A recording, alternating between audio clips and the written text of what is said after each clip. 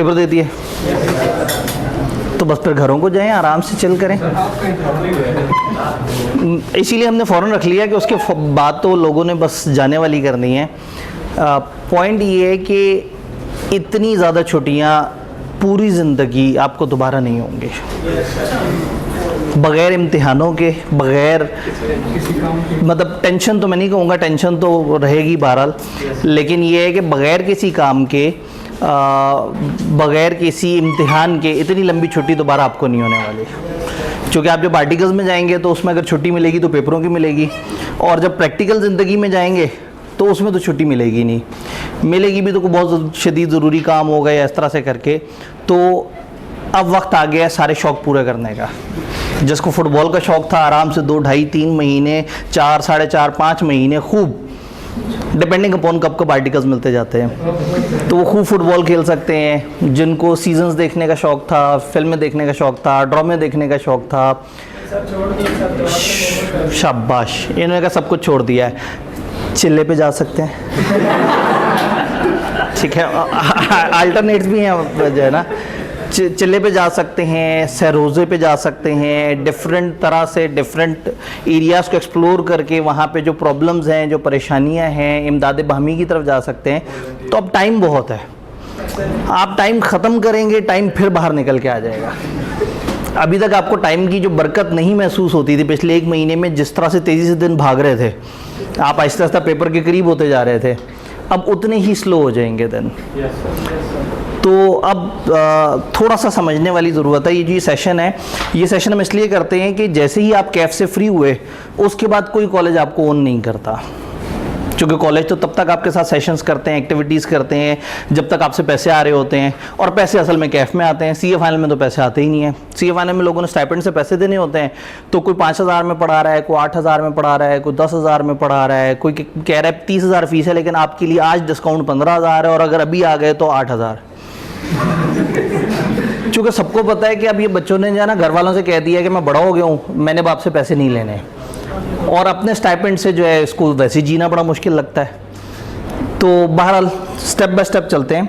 अगर इसको कुछ फेजेस में डिवाइड करूं, इसको मैंने जान के थोड़ा सा ब्लर ही रखा हुआ है, मतलब फोकस ज़रा ज़्यादा बोलने पे होगा। हमारी मेन एक्टिविटीज़ क्या हैं? सबसे पहले हमने कैफ के पेपर दे दिए। नाउ मेकअप योर माइंड, ये एक एक करके स्टेज है और हर स्टेप को मैं अलग अलग एक्सप्लेन कर रहा हूँ इंशाल्लाह ताला। इसमें 1-2 गेस्ट स्पीकर्स हमारे साथ होंगे जो सारे प्रोसेस में साथ दे रहे होंगे। आज टाइम तो बहुत है ना, तो एक दफ़ा असर की ब्रेक कर लेंगे, एक दफ़ा मगरिब की ब्रेक कर लेंगे, इशा तक देख लेंगे, ख़त्म हो गया तो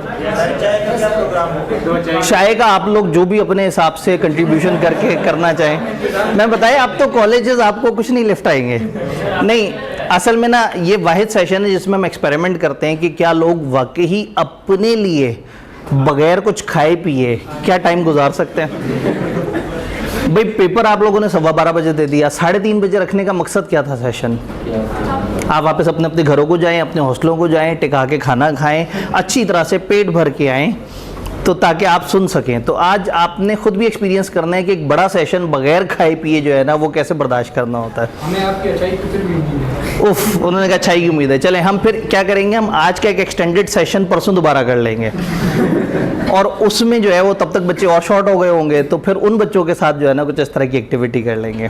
खैर वो मेरे गेस्ट स्पीकर जो है ना वो आके बताएंगे, वो मोटिवेट करेंगे।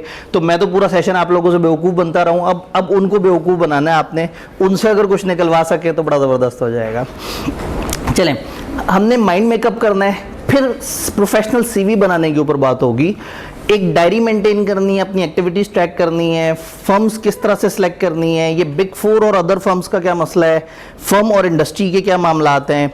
इंडक्शन से पहले इन दिनों में, ये जो बहुत ही फारिग दिन है, इन दिनों में हमें क्या करना होगा, और एक फर्म हमसे इंटरव्यू में या सीवी में क्या एक्सपेक्ट करती है, तो इस पर गेस्ट स्पीकर्स होंगे जो हमारे साथ बात कर रहे होंगे, सारे सेशन में बता रहे होंगे कि क्या किस तरह से है। सबसे पहला स्टेप है मेकअप योर माइंड। क्या मतलब? कैफ के आपने पेपर दे दिए, अब क्या ज़रूरत है? अब ज़रूरत है अपने अंदर से एक पॉजिटिव इंसान निकालने की। अब आपको पॉजिटिविटी बहुत चाहिए। जब तक कैफ में थे ना तो आपको शिद्दत से एहसास नहीं हो रहा था कि आप गलत जगह आ गए। अब आपको बार बार ये एहसास दिलाया जाएगा कि आप गलत जगह आ चुके हैं। क्योंकि पहले रिजल्ट का इंतज़ार कर रहे होंगे, जब रिजल्ट का इंतज़ार करेंगे तो आप कौन सी जगह पे सबसे ज़्यादा पाए जाएंगे? फेसबुक पे। और सबसे ज़्यादा नाकाम आदमी दुनिया में कौन सी जगह पे पाए जाते हैं? फेसबुक। नाकाम आदमी कामयाब से ज़्यादा होते हैं हमेशा, तो फेसबुक पे आपको ज़्यादा कैसे लोग मिलेंगे? नाकाम। और कामयाबियों पे अप्रिसिएशन कम होती है, जेलसी ज़्यादा होती है, लेकिन नाकामियों पे दुख दर्द बांटने वाले बहुत ज़्यादा आ जाते हैं। तो होगा ये कि फेसबुक पे बहुत सारे लोग जो गमगीन पोस्ट लगाएंगे ना, वहाँ अगर एक पोस्ट हो ना, सीए एक बड़ा अच्छी क्वालिफिकेशन है, तो शायद कोई 1000 व्यूज़ के बाद एक आध लाइक आ जाए उस पर। और कोई कहे सीए में आके इंतहाई ज़िंदगी की सबसे बड़ी गलती की, उसको फ़ौरन से 150 लाइक मिल जाएंगे। तो नेगेटिविटी बिकती ज़्यादा है। तो अब वक्त क्या आ गया है? चेंज होना है। अब पॉजिटिव इंसान बनना है, क्योंकि अब आप अंडू नहीं कर सकते। आप यहाँ तक पहुँच गए हैं, तो अब आप ये नहीं कर सकते कि आप आज से 2-3-4 साल पीछे वापस जाएं और एक डिफरेंट कैरियर लें और उधर चल पड़ें। अगर आप यहाँ तक आ गए हैं और आप अगर सेशन में बैठे हुए हैं, तो आई एज्यूम कि आपने आखिरी पेपर दिए हैं। अगर आप में से कुछ लोगों ने आखिरी पेपर नहीं दिए, तो जेन्युइनली उनके लिए सेशन नहीं है। ये सेशन उनके लिए जो बिल्कुल आखिरी पेपर दे के आए हैं। हाँ, अगर फॉर इन्फॉर्मेशन सुन रहे हैं तो ठीक है, लेकिन this is not the right time. हर चीज़ अपने टाइम पे मज़ा करती है। जब कैफ़ के शुरू में बच्चे ये सोच रहा होता है मुझे फर्म मिलेगी या नहीं मिलेगी, तो वो कैफ़ में इतना लेट हो जाता है कि उसे फर्म नहीं मिलती। और जब फर्म वाला टाइम आता है तो उस वक्त सोच रहे होते हैं काश कैफ़ ही सही से कर लिया होता। तो अगर आप अभी पेपर्स दे रहे हैं तो पेपर ध्यान से देते रहें, और अगर आप पेपर दे के फ्री हो चुके हैं तो फिर ये सेशन आप लोगों के लिए है। तो अब टाइम है चेंज होने का। ऐसे में मैं टीम वालों से पूछूं, अगर कहीं कोई घड़ी सामने आके लग जाए ना, क्योंकि घड़ी नहीं है, तो ऐसा ना हो कि मैं जुल्म करता जाऊं और जो है ना अचानक से ये बताएंगे सर 5 घंटे से आप तकरीर कर रहे हैं। अच्छा, बच्चों के लिए घड़ी लगी, अच्छा मॉक्स हुए थे यहाँ, ठीक ठीक ठीक। तो मॉक्स के बाद यहाँ पे मेरे ख्याल में शायद कोई उस तरह की काबिल ज़िक्र एक्टिविटी नहीं हुई, ठीक है। तो अब चेंज होने के टाइम से क्या मुराद है? जेन्युइनली थ्रू आउट कैफ में आप लोगों को बार बार कोशिश करता रहा हूँ ये कहने की कि पॉजिटिव हो जाए, लेकिन अब पॉजिटिव होना पड़ेगा।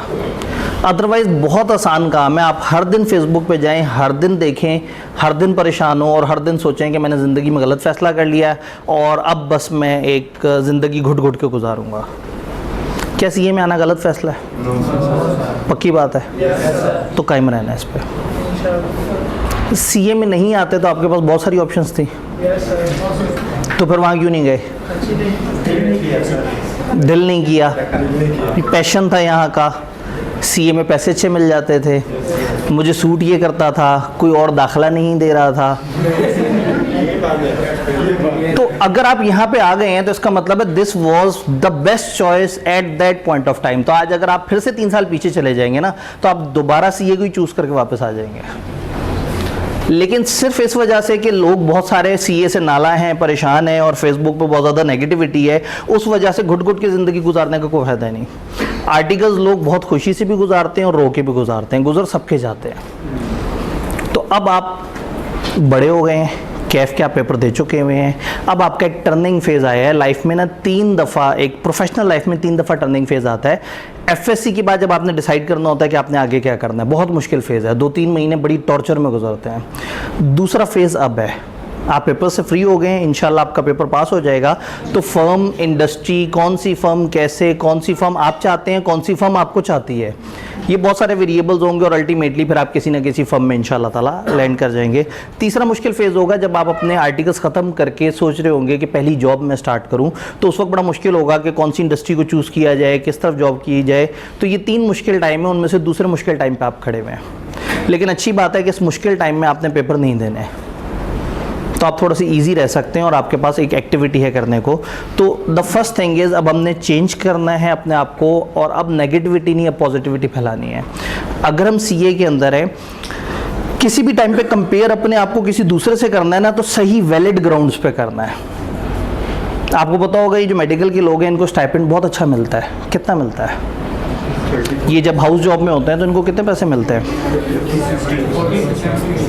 40, 60, 50, 70, अलग अलग तरह की रेंजेस हैं। ऑन एवरेज 40,000 मिल जाता है। और सीए वाले को क्या मिलता है? 22,000। तो हम तो फिर गरीब हुए, वो लोग तो बड़े अच्छे रह गए, है ना?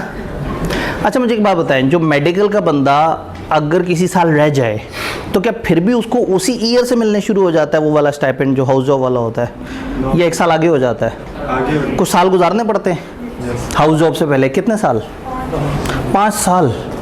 5 साल के बाद जाके उसे 40,000 मिलना शुरू होता है। और अगर 5 साल में कहीं रह जाए तो 6 साल, या 2-3 महीने बाद दोबारा सेट हो जाता है मामला। 6 साल नहीं तो 7 साल। तो अगर सीए में कोई ना रहे तो एफएससी के बाद 2.5 साल। तो एक तरफ एफएससी के बाद 5-5.5 साल, एक तरफ 2.5 साल।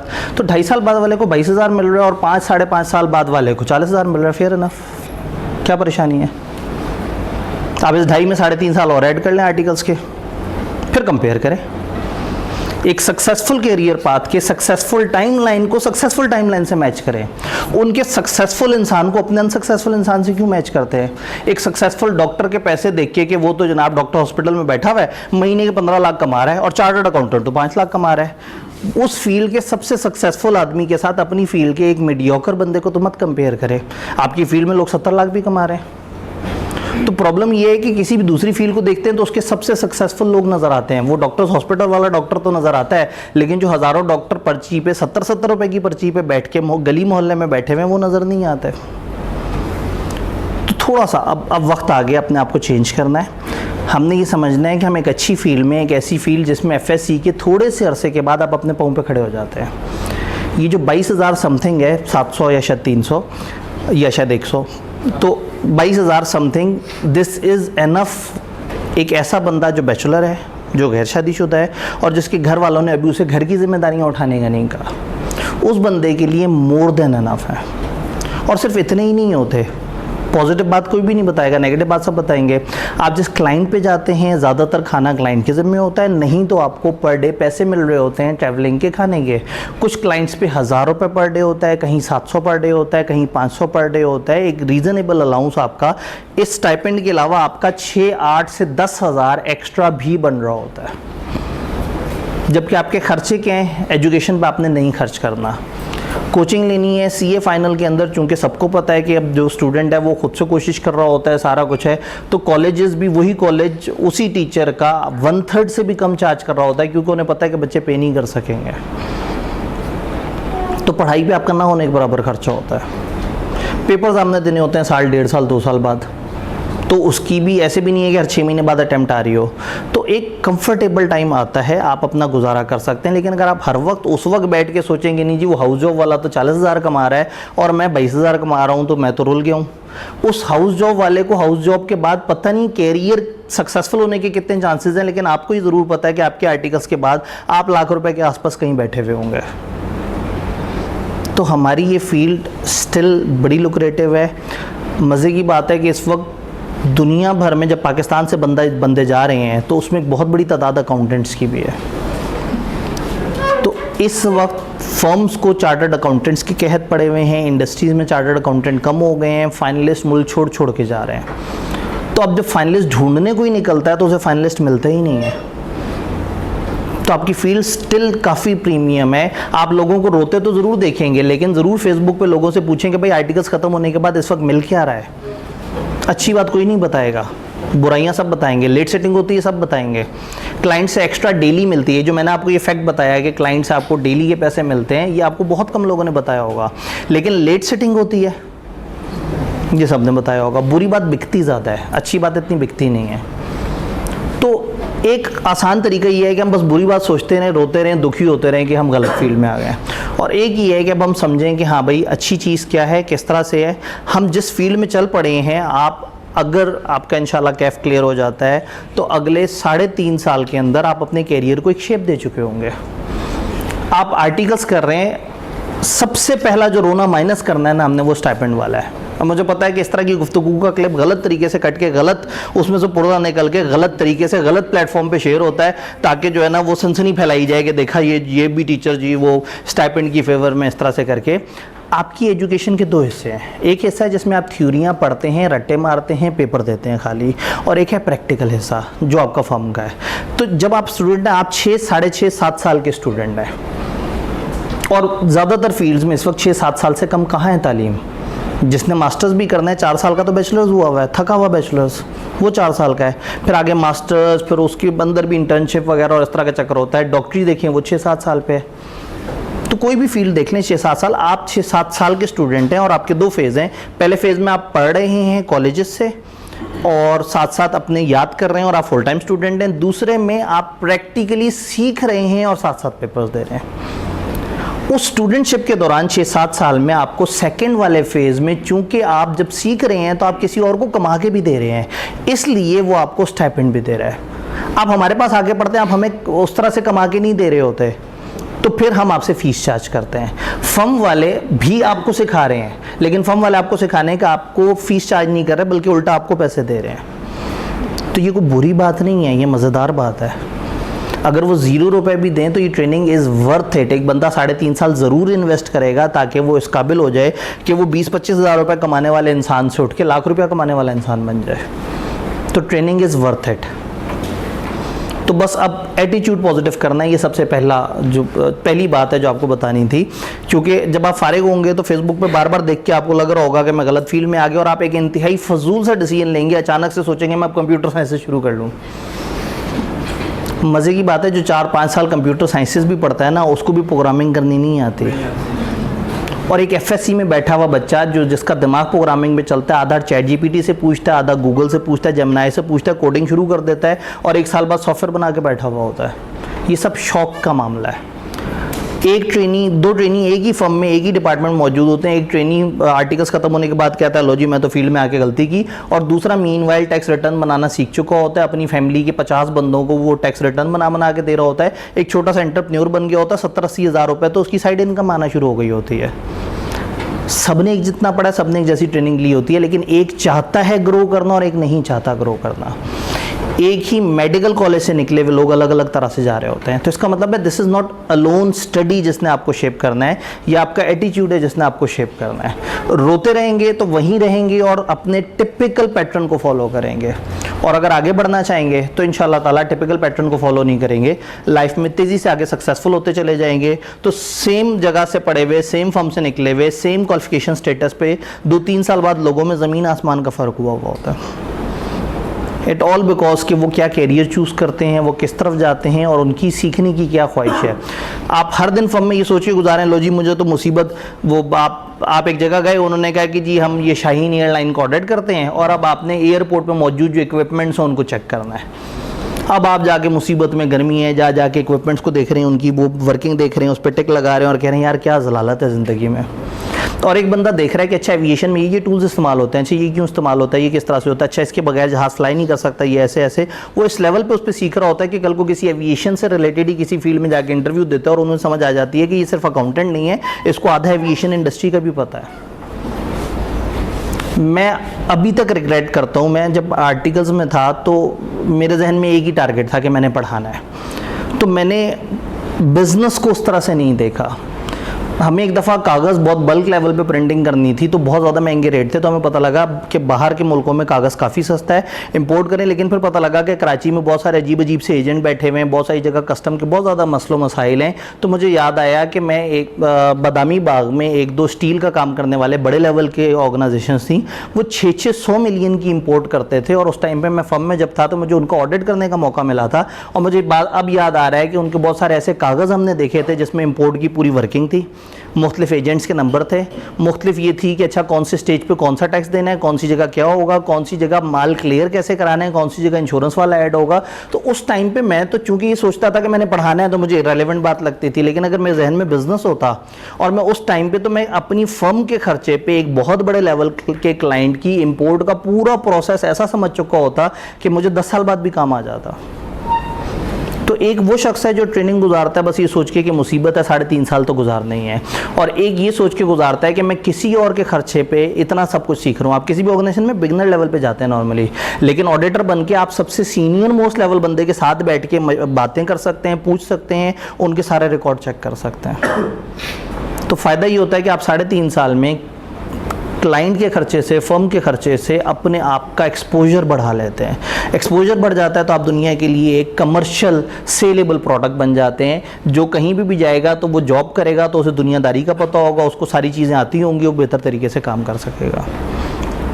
तो पहला स्टेप जिस पे मुझे सबसे ज़्यादा टाइम लगाना था दैट वाज कि अब हमने अपना एक माइंड शेप अप करना है और अब हमने ये सोच लेना है कि अब हमने आगे बढ़ना है इस फील्ड में, अब सीखना है और आगे से आगे निकलना है। रास्ते हो सकता है चेंज हो सकता है 1-2 साल बाद आप सीए फाइनल के पेपर दे रहे हो और आपको समझ आ रही हो कि नहीं सीए फाइनल के पेपर टाइम ले रहे हैं, चलो मैं आईसीएमए के पेपर दे दूं, मैं पिफा की डिग्री हाथ में पकड़ लूं, मैं कोई ईसीसीए करना शुरू कर दूं। ये हल्की फुल्की वेरिएशन आ सकती है, लेकिन ओवरऑल जो कैरियर पाथ है और ये जो आर्टिकल्स है ये बड़ी ज़रूरी चीज़ है। और यकीन माने कहें तो मैं कसम खा सकता हूँ मेरी कोई फर्म नहीं है, ना किसी आप लोगों में से किसी के फर्म में जाने में मुझे ज़रा सा भी एडवांटेज नहीं है, बल्कि उल्टा आप फर्म में जाएंगे तो हमारे लिए तो बिल्कुल बेकार हो जाएंगे। फर्म में नहीं जाएंगे तो चलो आप जो है वो सोच रहे होंगे अच्छा चलो मैं पढ़ लूँ, कॉलेजेस में आऊँ, तो आपके फर्म में जाने से हमें बिल्कुल 0.1 डेसीमीटर भी फ़ायदा नहीं हो सकता। लेकिन आप अगर फर्म में जाएंगे तो आप अपने आप को शेप अप कर चुके होंगे। आप अपने हॉस्टल में मौजूद उन लोगों को देखें जो 3.5 साल पहले क्या होते थे और आर्टिकल्स के बाद क्या से क्या बन गए। तो ये टाइम है सीखने का, बट कुछ अच्छा होने से पहले एक कष्ट से गुजरना पड़ता है। ये आ गए हैं वो 2, 2.5, 3, 3.5, 4, 4.5 या 5 महीने जिसमें आपने इस प्रोसेस से गुजरना है। ये तकलीफ दे प्रोसेस है और आप लोगों के लिए थोड़ा सा ज़्यादा है क्योंकि आप सर्दियों वाले सेशन में आए हैं। इस सेशन में हायरिंग नॉर्मल से 30-20% कम होती है। Welcome to the club. आगे चलते हैं।